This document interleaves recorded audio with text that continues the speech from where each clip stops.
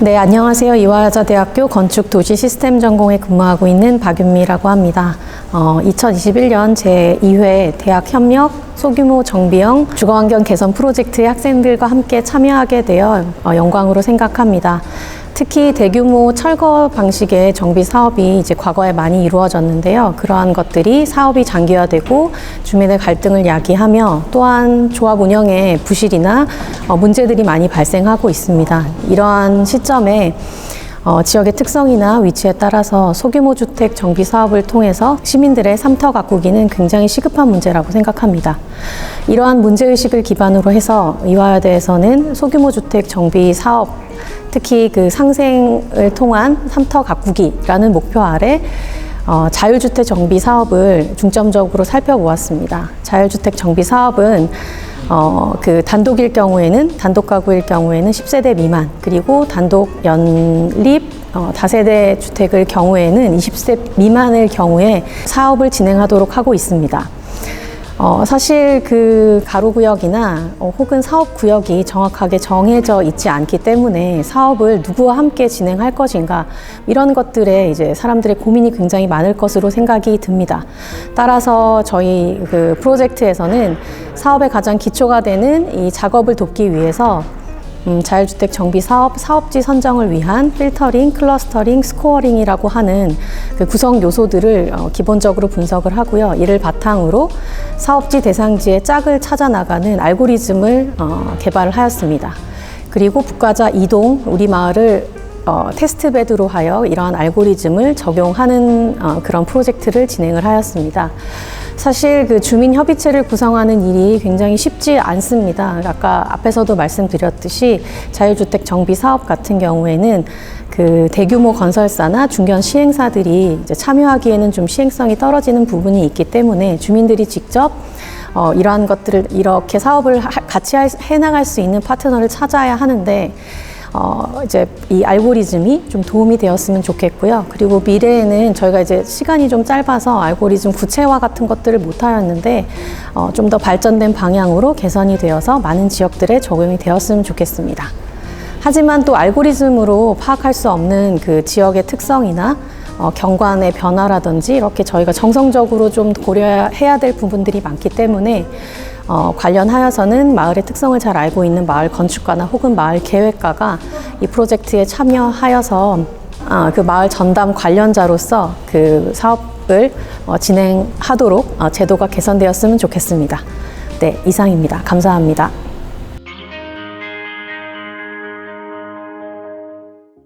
안녕하세요. 제2회 대학협력 소규모 정비형 주거환경 개선 프로젝트에서 소규모 주택 정비를 통한 상생 삶터 가꾸기에 발표를 맡게 된 이화여자대학교 이희정입니다. 목차는 다음과 같습니다. 저희 프로젝트를 소개해드리겠습니다. 먼저 저희 팀의 팀원을 소개해드리도록 하겠습니다. 저희는 건축도시시스템공학과 석사과정 4명과 건축학과 석사과정 2명으로 이루어진 팀으로 박윤미 교수님의 도시재생 특론 수업의 일환으로 프로젝트를 진행하였습니다. 프로젝트의 배경은 다음과 같습니다. 도시재생 사업은 1972년 주택건설 촉진법을 시작으로 2002년 도시 및 주거환경 정비법에 이르기까지 재개발과 재건축 위주의 정비사업과 불량주택 개선에 초점을 두었습니다. 이에 저렴한 주택이 감소하고 세입자가 추출되는 등의 문제가 발생하였습니다. 더불어 부동산 경기가 침체되고 도시 성장이 둔화되면서 내부 경쟁력을 제고하게 되었고, 이는 종합적 재생을 노력하자는 기조로 이루어졌습니다. 근래에는 도시재생을 통한 도시기능 전환과 주택 공급의 확대를 주 내용으로 하는 2세대 도시재생으로 정책 전환에 대한 요구가 증가하고 있습니다. 기존의 대규모 전면 철거 방식의 정비 사업은 사업의 장기화, 주민 간의 갈등과 부실한 조합 운영으로 인해 문제가 발생하면서 소규모 주택 정비 사업은 뉴타운의 출구 전략으로 정려되었습니다.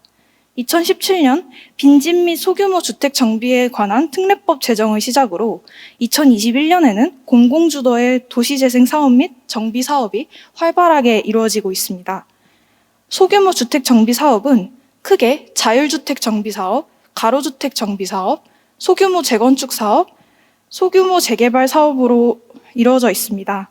그중 저희 프로젝트에 해당하는 자율주택 정비 사업은 단독, 연립, 다세대 주택을 대상으로 하며 20세대 미만의 주민 합의체를 통해 시행됩니다. 자율주택 정비 사업은 노후화된 단독주택 또는 다세대 밀집 지역의 주민들이 주민 합의체를 구성하여 스스로 개량 또는 건설하는 사업으로 주민 합의체의 구성이 가장 중요하다고 할 수 있습니다.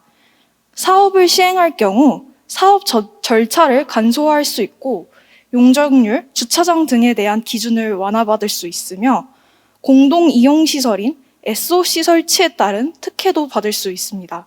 또한 과소필지 개발이 가능하며 사업 자금에 대한 융자를 지원받을 수 있습니다. 앞서 말씀드린 바와 같이 주민합의체를 통해 진행되는 사업인 만큼 함께 사업을 진행할 짝을 찾는 것, 즉 누구와 깐부를 맺을지 고르는 것이 매우 중요합니다. 따라서 저희 프로젝트는 자율주택 정비 사업이 가능한 짝을 찾아주는 것에서 시작하였습니다. 서울시 전체를 살펴보면 30년 이상 된 노후주택은 약 50만 채이며 그중 소규모 주택이 차지하는 비율은 약 45%로 저층주택의 노후화는 심각한 수준입니다. 가로주택 정비 사업의 경우 가로구역이라는 일정한 구획이 있으나 자율주택 정비 사업은 누구와 주민협의체를 만들어 사업을 시행할지에 대한 정보가 부족한 상황입니다. 이에 따라 저희는 첫 번째, 자율주택 정비 사업을 활성화하기 위한 요소를 찾고 정리하였습니다. 두 번째, 자율주택 정비 사업의 사업 요건에 맞는 대상지의 짝을 찾는 알고리즘을 개발하였습니다. 세 번째, 우리 마을을 테스트베드로 정하고 구상한 알고리즘을 적용하였습니다. 네 번째, 우리 마을 대상지에서 사업이 가능한 곳을 파악하고 자율주택 정비 사업에 대한 인식 및 요구에 대한 설문을 바탕으로 건축 기본 설계를 진행하였습니다. 마지막으로 기본 설계를 기반으로 간략하게 사업비를 구상하고 사업성 검토를 실시하였습니다. 저희는 9월 기초조사 시행 후 10월 주민간담회 및 현장 답사를 진행하고 이를 통해 사업 필지를 선정하였습니다. 11월에는 사업지의 주민들을 대상으로 설문을 진행하고 이를 바탕으로 기초 설계를 진행하였습니다. 12월에는 기초 설계를 바탕으로 한 사업성을 검토하였습니다. 다음은 사업지 선정을 위한 프로세스 개발에 대해 말씀드리겠습니다. 저희 프로젝트의 프로세스는 다음과 같습니다. 선행연구 및 문헌조사와 선행사업 사례지 분석을 통해 사업필지 선정을 위한 변수를 도출하였습니다. 또한 전문가 인터뷰를 통해 변수를 확정하였습니다. 클러스터링, 필터링, 스코어링의 3단계 루프를 활용하는 프로세스 및 알고리즘을 개발하였습니다. 이 중 클러스터링 과정은 파이썬 코딩을 통해 자동화하였습니다. 다음으로 우리 마을 내 사업이 가능한 대상지를 발굴하고 검토하기 위해 알고리즘 테스트를 진행한 후 기초 설계를 진행하였습니다. 마지막으로 사업 실시에 따른 기초적인 사업성을 평가하고 수혜 가능한 보조금을 분석하였습니다. 또한 사업성 향상을 위한 대안도 제시해 보았습니다. 다음은 자율주택 정비사업 관련 뉴스 트렌드입니다. 2017년 특례법 제정과 2018년 시행 이후로 뉴스 보도가 증가한 것을 워드클라우드 분석을 통해 알 수 있었습니다. 국토교통부, 재건축, 도시재생, 특례법, 주민합의체 등의 키워드 추출을 진행하였고 그 결과 특례법이 본격적으로 시행된 2018년에 276건으로 가장 많은 것을 볼 수 있습니다. 자율주택 정비사업 활성화 및 개선 방향 관련 문헌 연구를 진행한 결과 활성화 관련 연구, 사업 개선 모델 연구, 사업 사례 분석 등으로 분류할 수 있었습니다. 다음으로 서울 10개, 부산 5개, 대전 1개 등 총 16개의 자율주택 정비 사업을 실시한 사례지에 대한 조사를 진행했습니다. 아래 표는 16개 사업지 리스트입니다. 여러 가지 사례 중 대표적으로 몇 가지만 살펴보면 이 사례는 10분 생활권 조성을 목표로 하는 서울형 자율주택 정비사업 1호로 아파트 수준의 개방형 공동 편의시설을 조성하여 인근 노후 저층 주거지의 생활 편익 증진을 목적으로 합니다. 위치는 동작구 상도동 일대로 주변에 7호선 지하철역이 위치하고 있으며 사업 후 저층 주택 40세대와 작은 도서관이 완공되었습니다. 이 중 11세대는 원주민이 재입주하였고 29세대는 SH가 선매입하여 공공임대주택으로 분양하였습니다. 다음 사례는 당산동 제1호 자율주택 정비 사업입니다. 구획 정리만 시에서 담당하였고 각각 집 주인이 자율적으로 주택을 신축하는 방식으로 사업이 시행되었으며 주택금융보증공사의 융자 지원을 받았다는 특징이 있습니다. 위치는 영등포구 당산동 일대로 주변에 5호선과 2호선 지하철역이 위치하고 있으며 사업 후 주상복합 3개 동과 근린생활시설 등으로 완공되었습니다. 앞서 보여드린 문헌조사를 통해 2017년부터 자율주택 정비사업 활성화를 위한 제도 개선 및 활성화 방안에 대한 논의가 꾸준히 이루어지고 있으며 사업 이해 관계자들의 전문성과 이해도가 높아짐에 따라 제도와 지원 방법에서의 개선이 이루어지고 있다는 점을 알 수 있습니다. 또한 사업 준공 사례 분석은 2020년부터 연구가 진행되고 있는 만큼 더 많은 연구가 진행될 것으로 예상됩니다. 더불어 LH 참여형 자율주택 정비 사업으로 사업 저해 요인이 해소되면서 참여가 더 활발해질 것으로 예상됩니다. 또한 설계에서 물리적, 사회학적 조건과 함께 다양한 변수를 고려하면 평면 및 입단면을 도출할 수 있을 것으로 기대됩니다. 더불어 꾸준한 사업성 확보와 규제 완화, 금융 지원과 같은 제도 개선이 이루어지고 있으므로 이에 관한 지속적인 관심이 필요합니다. 실제 완공된 사업 대상지를 기준으로 조건을 살펴보면 종합적으로 기존 건물의 노후도는 대부분 30년에서 40년, 세대수는 1에서 2세대이고 지하 1층에서 지상 2층의 높이를 갖고 있는 건물이 대다수를 차지하였습니다. 단독주택이나 다세대 주택의 참여 비율이 높았으며 시행 후 공공임대주택이나 도시형 생활주택으로 변경되었습니다. 대부분의 사례지가 역세권이었고 학교와 공원 등도 위치해 있었습니다. 사업 시행 초기에는 주민 합의체 주도로 이루어지는 경우가 많았지만 최근에는 LH와 SH가 참여하여 매입형 공공임대주택을 시행하는 사업이 증가하는 추세입니다. 네, 이어서 변수 확정 과정에 대하여 말씀드리겠습니다. 필터링, 클러스터링, 스코어링 변수 기준을 1차적으로 정리를 해보았습니다. 먼저 필터링 변수로는 노후주택, 대지 레벨, 도로를 선정하여 클러스터 내 노후주택 비율이 3분의 2 이상일 것, 대지 레벨은 차이가 없을 것, 클러스터에 면한 도로 폭이 2m를 초과할 것으로 정하였습니다. 클러스터링 변수로는 사업 요건에 따른 단독주택 호수, 다세대 연립주택이 있을 경우 세대수를 기준으로 부여하였습니다. 스코어링 변수는 대지 면적이 넓을수록 접도 길이가 길수록 대지 형상이 반듯할수록 도로폭이 넓을수록 높은 점수를 부여하였고 공시지가와 용도지역은 낮을수록 높은 점수를 부여하였습니다. 지하철 접근성이 높을수록 더 높은 점수를 부여했으며 주변 인프라가 각각 국가 기준 최저 접근성을 충족할 경우에는 1점을 주어 최고점이 14점이 되도록 정하였습니다. 총 단계를 설명하자면 오른쪽 아래 그림과 같습니다. 먼저 첫 번째로 클러스터링 및 필터링의 과정입니다. 사업지 내의 단독주택과 다세대 연립주택들만 필터링한 후에 자율주택 정비 사업 요건에 따라서 대상지 내에 하필 가능한 필치 클러스터를 생성합니다. 이는 앞서 말씀드린 클러스터링 기준에 따릅니다. 이렇게 선정된 클러스터들을 대상으로 노후주택 비율이 3분의 2 이상인 클러스터들을 필터링 해냅니다. 두 번째로 스코어링입니다.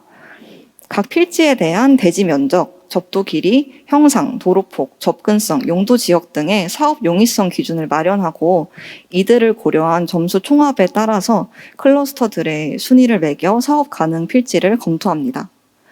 마지막으로 앞선 두 단계의 결과들을 토대로 사업지를 선정합니다.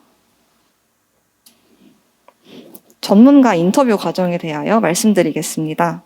자율주택 정비사업 관련해서 전문가 인터뷰를 진행하였는데 이전 슬라이드, 즉 자율주택 정비사업의 사업지 선정을 위한 프로세스 중에서 필터링, 클러스터링, 스코어링에 이용되는 변수를 검토받고 사업 관련 자문을 받기 위한 목적이었습니다.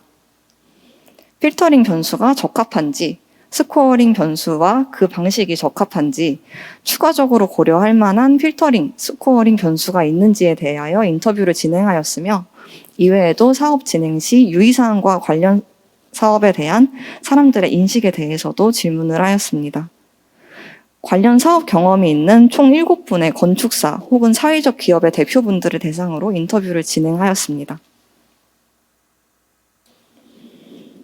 자율주택 정비사업 관련 전문가 인터뷰 답변을 정리하면 다음 표와 같습니다. 우선 필터링 변수 적합성에 관련해서는 노후주택 비율이 시행상의 사업성을 고려했을 때 적합한지는 모르겠다는 답변이 있었던 한편 또 초기 규모 검토를 위해서 가장 중요한 요소이다라는 답변도 있었습니다. 대지 레벨 또한 1조 조건 고려에 이용될 수는 있으나 사업 가능 여부를 가늠하는 기준이 되지는 않는다는 의견도 있었습니다. 또한 도로폭 확보에 따른 도로 최적 면적이 중요한 요소로 작용한다고 하였습니다. 추가 제안받은 필터링 변수로는 땅의 크기 또는 지가, 용적률 및 대지의 가로 세로 비율, 막다른 도로 접도 여부, 상가 또는 상가 주택 비율, 주변 혐오시설, 개발 규제 여부, 주민 동의율이 있었습니다. 스코어링 변수와 점수 부여 방법, 적합성 관련해서는 대체적으로 기존에 수립한 스코어링 변수 점수 부여 방법과 일치하였습니다. 추가적으로 제안해 주셨던 변수들로는 혐오시설의 존재 여부, 대지 레벨, 도로 위치, 단독주택이 있었습니다. 또 인식과 유의사항에 대한 답변을 정리해 보았습니다. 공사가 쉬운 곳보다는 사업이 필요한 지역을 탐색하는 것이 중요하며 인허가 심의로 인해 사업 기간이 연장됐을 때 공사비 증액 문제를 고려해야 한다는 점, 무엇보다 자율주택 정비사업 전반에 대한 깊은 이해와 알리려는 노력이 중요하다고 하였습니다.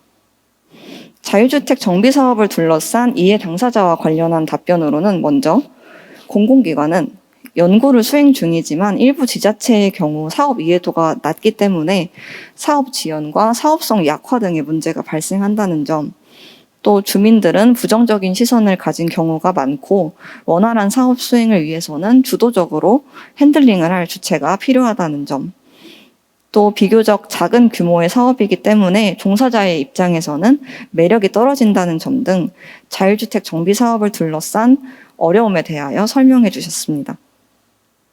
오른쪽 아래에 보시는 그림은 인터뷰 키워드를 통해서 그려본 워드 클라우드입니다. 대지, 지역, 도로 요건이 가장 많이 언급되었으며 주민, 주거, 공공 등의 단어가 뉴스 키워드와 유사하게 나타나는 것을 보실 수 있습니다. 전문가 인터뷰를 통해 확정한 변수들입니다. 왼쪽이 초기 변수에 대한 표이고 오른쪽이 확정 변수에 대한 표입니다. 대체적으로 비슷하나 스코어링 기준이 좀 더 구체화된 것을 보실 수 있습니다. 달라진 것을 위주로 말씀을 드리면 변수로는 대지 면적과 대지 접도 길이가 빠졌습니다. 대지 형상은 직사각형에 높은 점수를 부여하였고 대지 레벨은 필터링뿐만 아니라 스코어링 변수에서도 추가적으로 고려가 되었습니다. 도로의 위치도 새로 고려를 하게 되었는데 북측인 경우에 높은 점수를, 남측인 경우에는 낮은 점수를 부여하였습니다. 용도 지역은 이전과 반대로 사업성을 고려하여 높은 용도 지역에 높은 점수를 부여하였습니다. 주변 인프라는 다른 변수와의 점수 균형을 위해서 각 인프라 점수를 1점에서 0.5점으로 조정하였습니다. 인프라 시설들은 7개의 시설들로 추려내어 최고점이 3.5점이 되도록 조정하였습니다. 다음으로 사업 필지 선정 과정에 대하여 설명드리겠습니다. 보시는 그림은 클러스터링 및 필터링의 과정을 요약적으로 나타낸 차트입니다.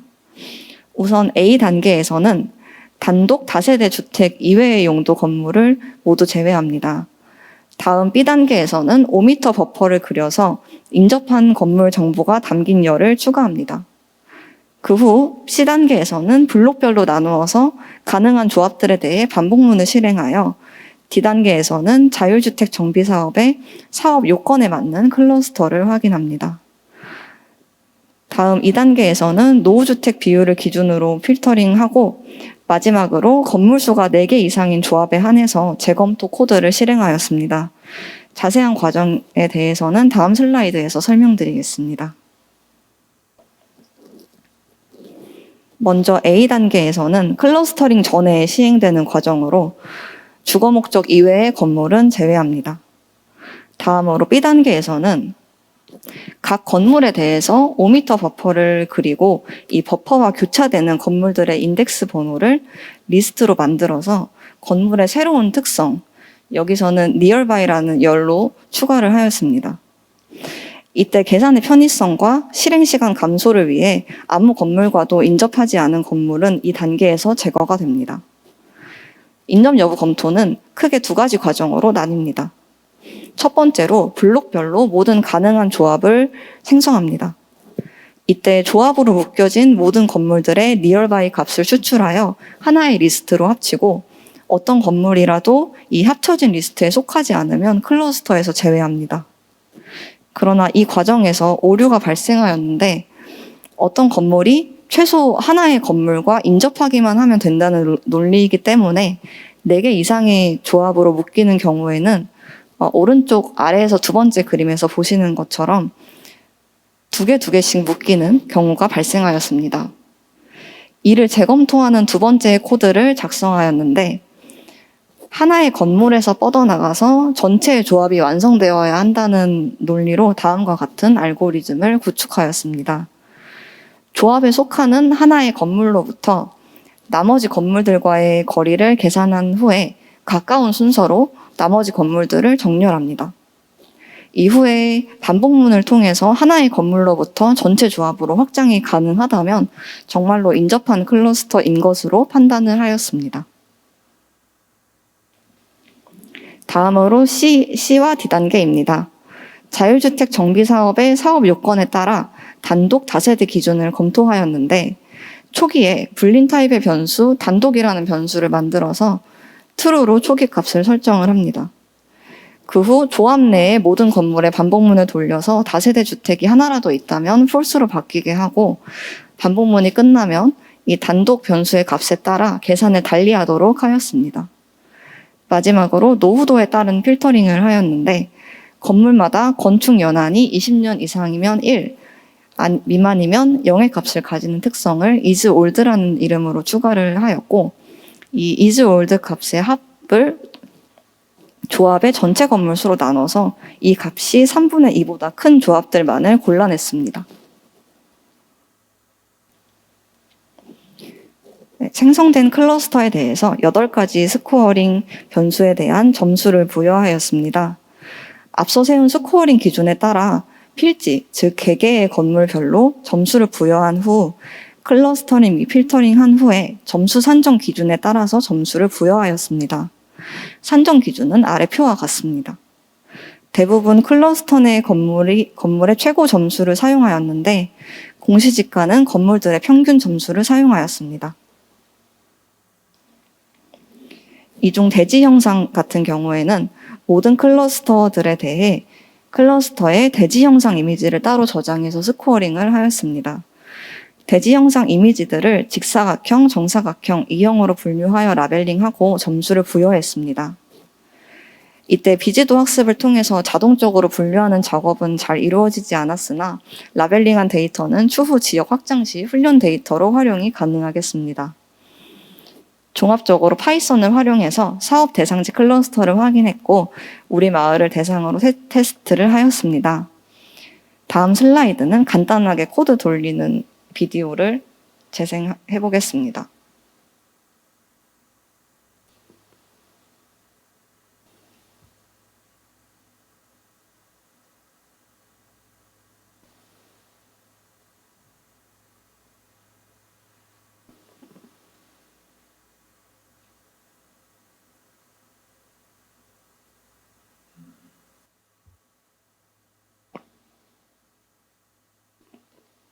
네, 이어서 본격적인 프로젝트 수행 전 시행한 대상지 기초조사에 대해 말씀드리겠습니다.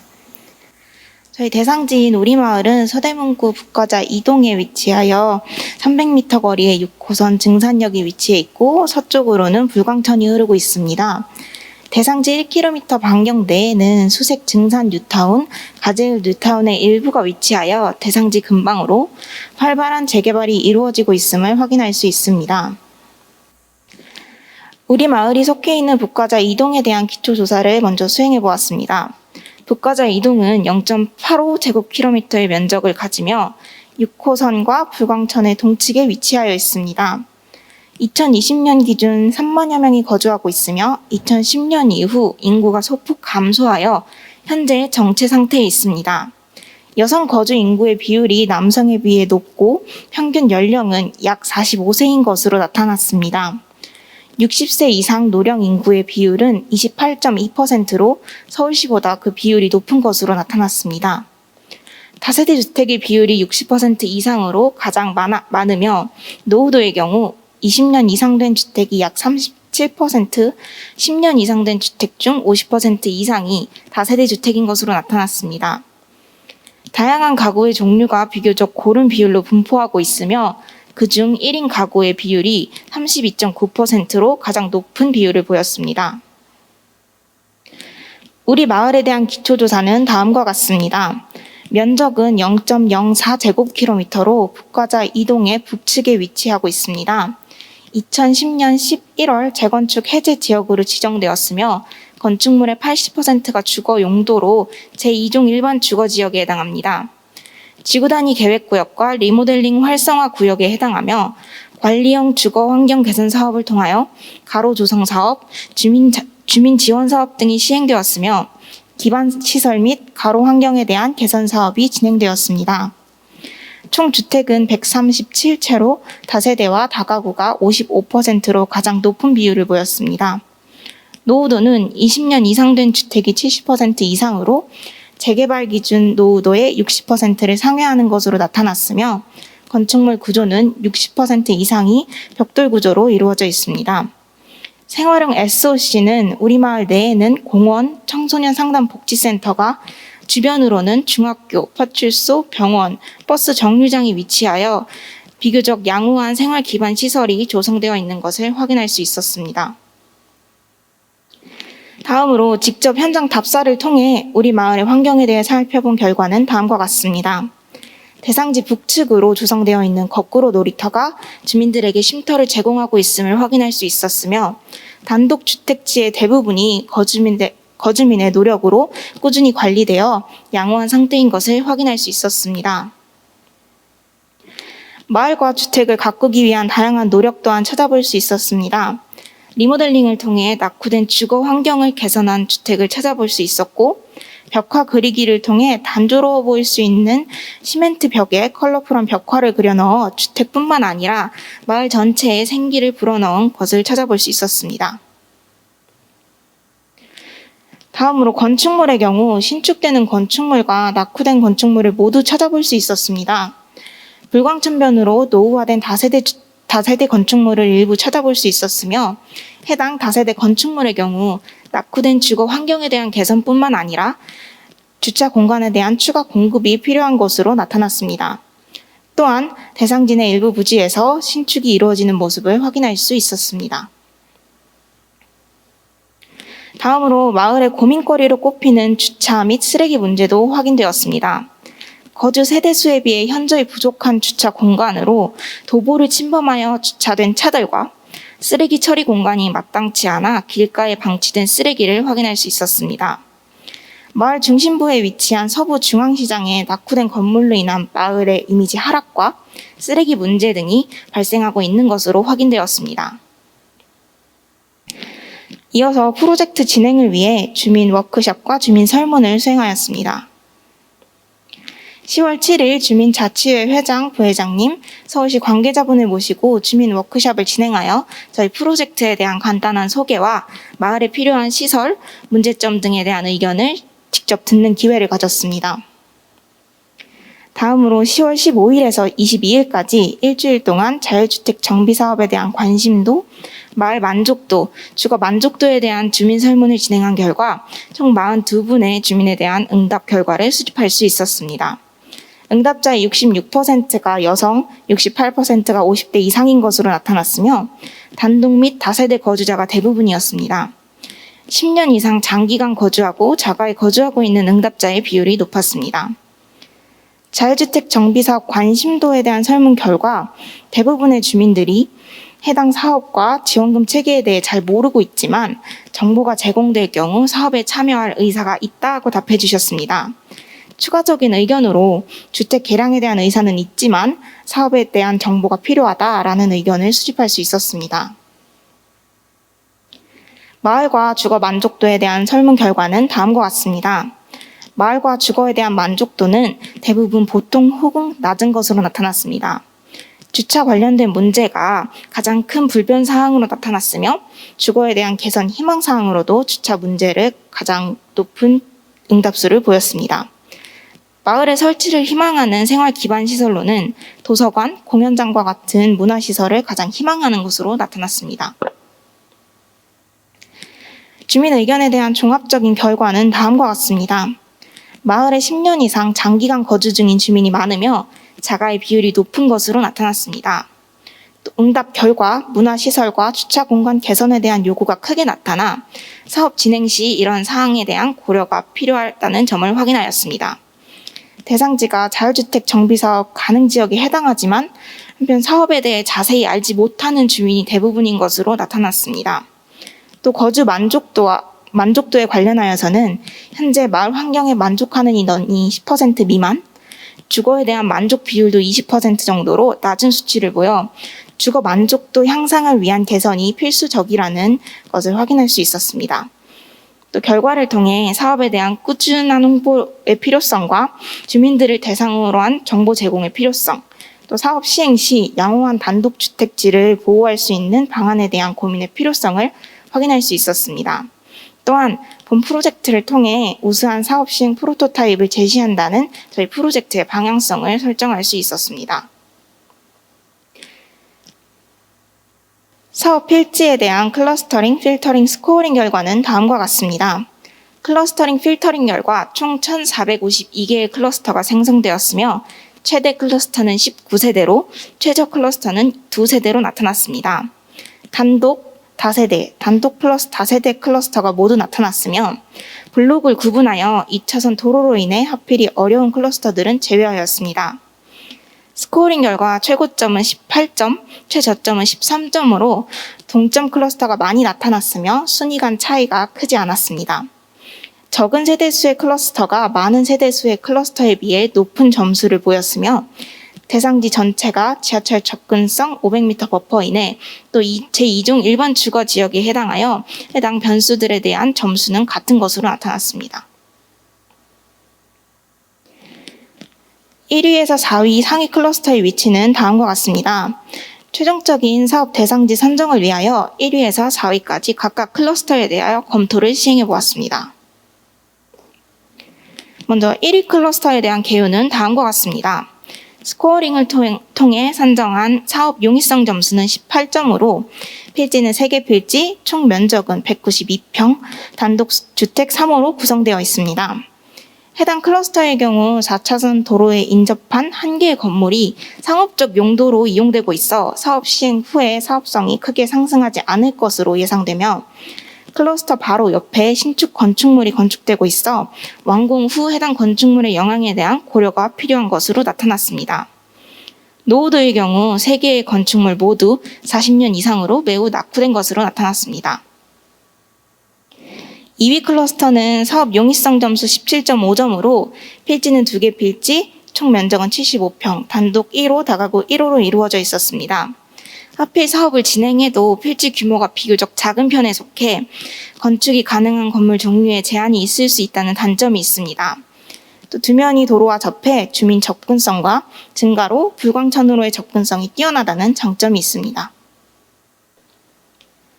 3위 클러스터는 2위 클러스터의 필지를 모두 포함하고 있으며 사업 용이성 점수는 17.4점으로 2위 클러스터와 점수차가 크지 않은 것으로 나타났습니다. 필지의 수는 5필지, 면적은 202평, 단독 4호, 다가구 1호로 이루어져 있습니다. 두 면이 접도하여 높은 접근성을 가지며 블록 중심부에 위치하여 접근성이 좋지 못했던 기존 단독주택의 단점을 해소할 수 있다는 장점이 있습니다. 또한 넓은 필지로 다양한 건축물의 신축을 고려해 볼 수 있다는 장점이 있습니다. 4위 클러스터는 사업 용이성 점수 17.3점으로 4개의 동점 클러스터가 나타났습니다. 첫 번째 4위 클러스터는 3개 필지 187평의 면적으로 단독 2호, 다세대 1호로 구성되어 총 10세대로 구성되어 있습니다. 하천변에 위치하여 불광천으로의 접근성이 매우 높으며 하필 사업을 통해 블록 중심부에 위치해 있던 단독주택의 접근성 불편을 해소할 수 있다는 장점이 있지만 필지의 형태가 세로로 긴 직사각형 형태로 지을 수 있는 건축물의 형태가 한정적이라는 단점이 있습니다. 두 번째 4위 클러스터는 필지수 3개, 면적 165평, 단독 1호, 다세대 2호로 총 15세대로 이루어져 있습니다. 첫 번째 4위 클러스터와 마찬가지로 불광천변에 위치하며 첫 번째 4위 클러스터와 유사한 특성을 가진 것을 확인할 수 있습니다. 세 번째 4위 클러스터 또한 불광천변에 위치하여 3개 필지 142평의 면적으로 단독 2호, 다세대 1호로 구성되어 총 6세대로 이루어진 것을 확인할 수 있습니다. 블록 중심부에 위치하여 접근성이 떨어지던 기존의 단독 다가구 주택의 접근성 문제를 하필 사업을 통해 해결할 수 있으나 하필 후에도 한 면만이 도로와 접도하여 다른 클러스터에 비해 접근성이 떨어진다는 단점이 있습니다. 마지막 4위 클러스터는 2위 클러스터의 두 필지를 모두 포함하여 2위 클러스터와 유사한 특징을 보이는 것을 확인할 수 있었습니다. 총 3개 필지 143평의 면적을 가지며 단독 3호로 이루어져 있습니다. 1위에서 4위까지 상위 클러스터에 대한 분석 후 2위, 3위 클러스터를 후보로 하여 논의를 진행한 결과 필지 면적이 가장 넓고 두 면이 접도하여 접근성이 뛰어난 3위 클러스터를 최종 사업 대상지로 선정하였습니다. 최종 선정 클러스터에 대한 상세 개요는 다음과 같습니다.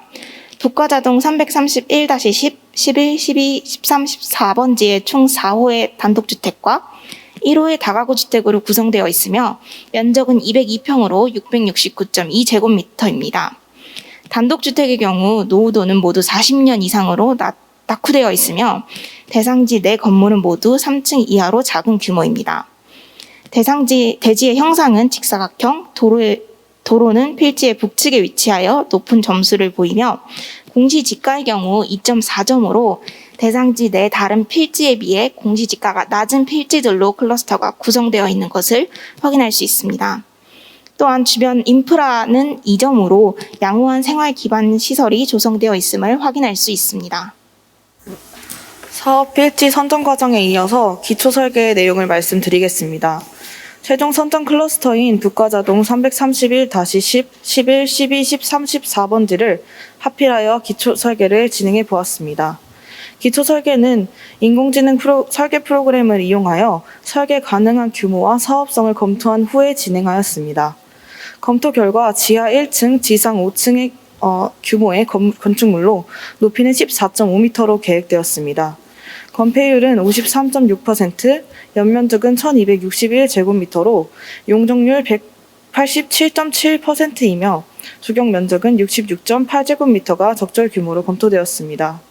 오른쪽의 위의 이미지는 인공지능 설계 프로그램에서 다음과 같이 규모 검토를 진행하고 그것을 토대로 이미 제공한 이미지입니다. 오른쪽 아래의 이미지는 해당 규모 검토를 토대로 저희 팀이 제작한 기초 설계 제안입니다.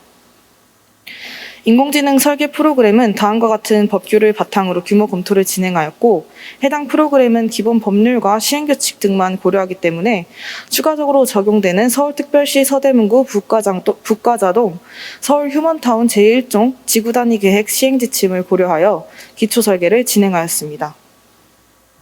다음은 기초 설계안의 프로그램 계획에 대해 설명드리겠습니다. 기초 설계안은 주거 세대 구성에 따라 알트1과 알트2로 두 가지 계획했습니다. 용도 구분은 지구 단위 계획 시행 지침에 따라 두 가지 제안 모두 연립주택으로 계획하였습니다.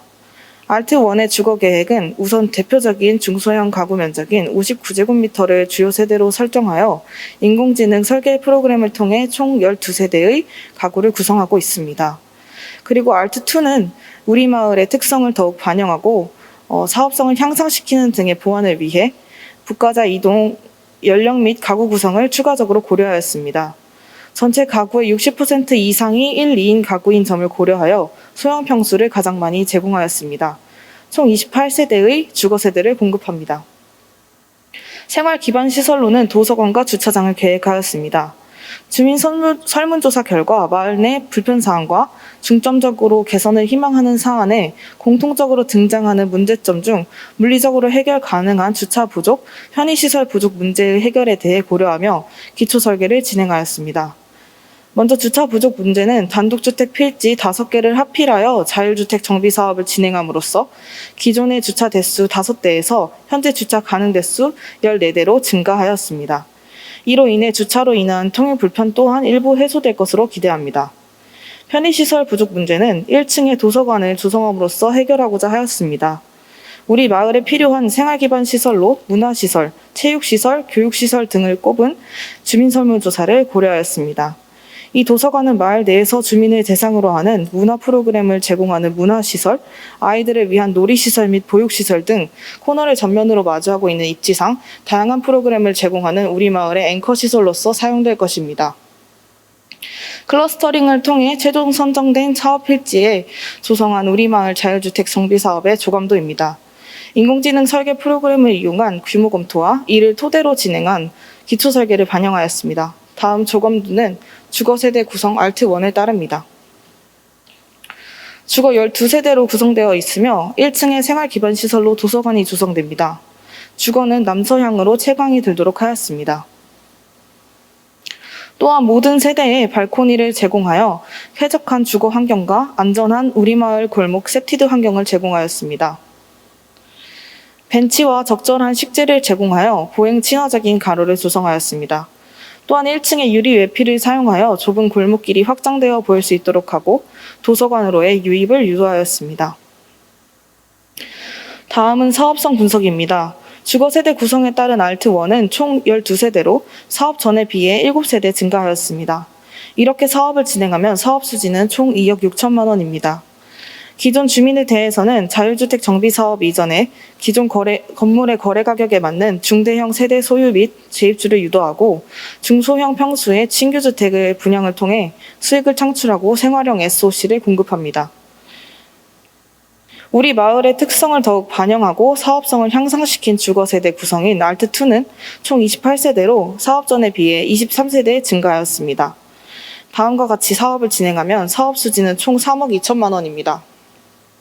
기존 주민들에 대해서는 자율주택 정비사업 이전에 기존 건물의 거래 가격에 맞는 소형주택 여러 세대 소유 및 재입주를 유도하고 나머지 소형세대 분양을 통해 수익을 창출할 수 있습니다. 두 안 사이에 약 6천만 원의 사업수지 차이를 볼 수 있습니다. 자율주택 정비 사업을 진행하면서 융자 지원을 받을 수 있는 재원으로는 LH 참여형 자율주택 정비 사업에 참여하는 것과 허그 융자를 받는 방법이 있습니다. LH 참여형 자율주택 정비 사업에 참여하게 되면 신축 주택의 미분양 우려를 해소할 수 있고 허그에서는 저리융자 지원을 받을 수 있습니다. 특히 알트2의 경우 두 가지 재원을 모두 고려하면 최대 70%까지의 저리융자 지원을 받는 것이 가능할 것으로 예상됩니다. 마지막으로 소개를 말씀드리겠습니다. 우리 마을 프로젝트 결과입니다. 개발 알고리즘을 통해 우리 마을 내 하필형 자율주택 정비 사업이 가능한 1,452개의 클러스터를 추출하여 1위에서 4위까지의 상위 클러스터 7개에 대한 검토를 진행하였습니다. 최종 선정 필지는 넓은 대지 면적을 가지고 두 면이 도로에 접하여 접근성이 뛰어난 장점을 가진 3위 클러스터로 선정하였습니다. 최종 선정 필지를 기반으로 기초 설계를 진행했습니다. 결과적으로 단독주택지 합필을 통해 수용세대 수를 증가시켜 주택의 추가 공급이 가능하고 주민 요구시설인 도서관과 주차장을 확보하였습니다. 사업성 분석 결과 알트1과 알트2에 대한 사업 수지는 모두 플러스였습니다. 네, 모두 플러스였습니다. 그러나 대상지의 지구 단위 계획 지침상의 문제로 실질적인 용적률 인센티브 혜택을 받지 못하여 사업성이 낮게 나타났습니다. 그러나 자율주택 정비 사업의 경우 LH 또는 허그의 지원을 통해 최대 사업비 70%까지 저리 융자를 받을 수 있으므로 사업성을 개선할 수 있을 것으로 기대합니다. 우리마을 소규모 주택 정비를 통한 상생 3터 가꾸기 프로젝트의 의의 및 나아가야 할 방향입니다. 첫 번째로 재개발이 꺼려지는 사회적 기조 속에서 자율주택 정비 사업이 낙후된 주거 환경을 개선할 수 있는 전략적 방법이 될 수 있습니다. 두 번째로 점수 부여 자동화를 통해 더 넓은 범위의 지역에서 자율주택 정비 사업 필지 선정을 가능하게 할 수 있을 것입니다. 세 번째로 본 프로젝트를 통해 사업 진행 프로세스에 대해 계략적인 방법론을 제공하여 사업에 참여하는 소규모 건축사에게 도움을 줄 수 있을 것입니다. 프로젝트 진행을 토대로 자율주택 정비 사업이 나아가야 할 방향을 도출하였습니다. 첫 번째, 주민들에게 홍보를 활성화하는 노력이 필요합니다. 다른 사업에 비해 규모가 작지만 점차 관심이 증가하고 있습니다. 이에 따라 정책을 이해하기 쉽도록 안내하여 사업의 주체인 주민들의 이해를 도와야 합니다. 또한 지속적인 연구자들의 관심이 필요하며 사업의 활성화를 위한 지자체 및 LH 등 공공기관의 적극적인 홍보 노력이 요구됩니다. 두 번째, 시공시 기존 거주자들의 거취 문제와 같은 이주 문제가 발생하기에 해당 문제에 대한 제도적 지원이 필요합니다. 사업 경험이 적은 주민이 주체가 되는 사업이기 때문에 금전적, 사업 수행적인 측면에서 지자체 차원의 체계적인 지원 방식 활성화를 비롯하여 공공의 노력이 기반이 되어야 합니다. 서울시 마을건축과와 같은 형태의 마을 전담 자율주택 정비 사업 파트너 제도의 도입으로 사업 진행 및 추진에 도움을 제공할 수 있습니다. 세 번째, 공공의 관심에 비해 제공 및 공개하는 정보의 양 및 참고가 될 수 있는 성공적인 사업 사례에 대한 정보가 부족하므로 사업 관련 정보 축적이 시급합니다. 사업 관련 정보 아카이빙 및 사례집 제작을 통해 정기적이고 체계적인 정보를 제공할 필요가 있습니다. 또한 사업 수행에 참고 및 연구에 이용 가능한 관련 통계 산출 및 정보 공개가 요구됩니다. 다음은 저희가 프로젝트를 진행하며 느낀 소감을 보여드리며 발표를 마치겠습니다. 감사합니다.